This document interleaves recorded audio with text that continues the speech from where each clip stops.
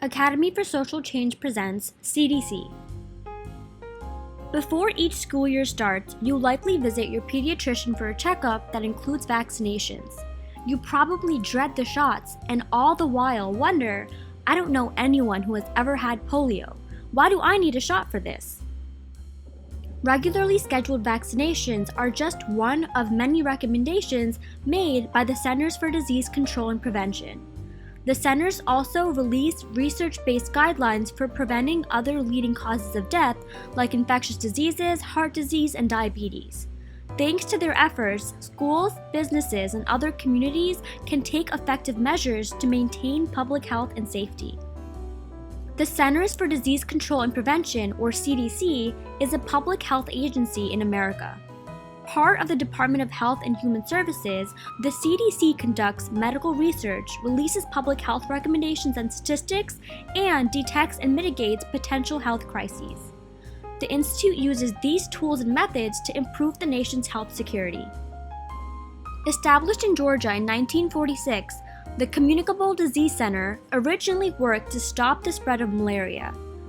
The agency's scope grew to include sexually transmitted diseases during the 60s and 70s. It was given its current name in 1980, and the CDC now concerns itself with everything from chronic diseases and disabilities to workplace and environmental health hazards. The president appoints a director to lead the CDC.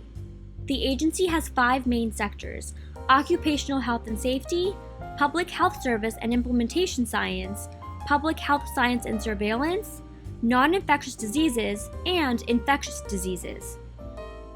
Within each of the 5 main sectors, specific offices are dedicated to urgent or widespread public health issues that require additional attention and resources. Some examples include the National Center for HIV and AIDS, viral hepatitis, STD, and TB prevention, the National Center on Birth Defects and Developmental Disabilities, the National Center for Injury Prevention and Control, and the National Center for Emerging and Zoonotic Infectious Diseases. This nested specialization allows the CDC to respond to emerging health threats. The CDC is responsible for communicating existing and emerging public health information to the public. This information originates from studies conducted in more than 200 laboratories spread throughout the country. The CDC is not the only health-oriented government agency, but it is largely responsible for providing the nation with public health information. While the CDC has championed many public health achievements, the agency often faces criticism for its efforts. For example, childhood obesity is a prominent issue in the United States, and the CDC has issued recommendations for how children can increase their cardiovascular fitness. However, a study showed that these recommendations were not sustainable through middle school. Furthermore, because the CDC is a government organization, it's prone to partisan disputes, which can negatively affect its research.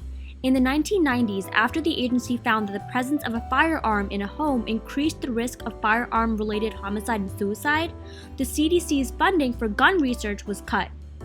In general, critics attack the institute for being too slow and contradictory with its information, citing the organization's failure with the AIDS crisis.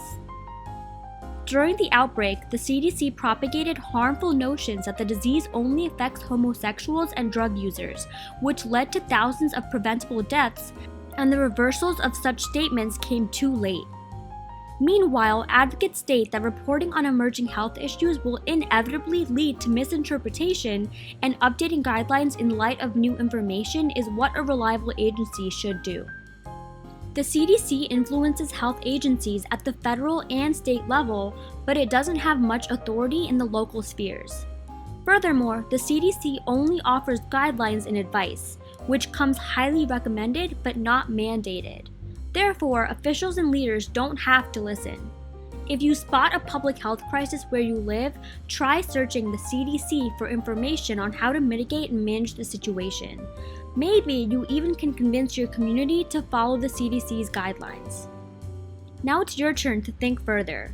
What do you think is the biggest current health issue the CDC should focus on? Why?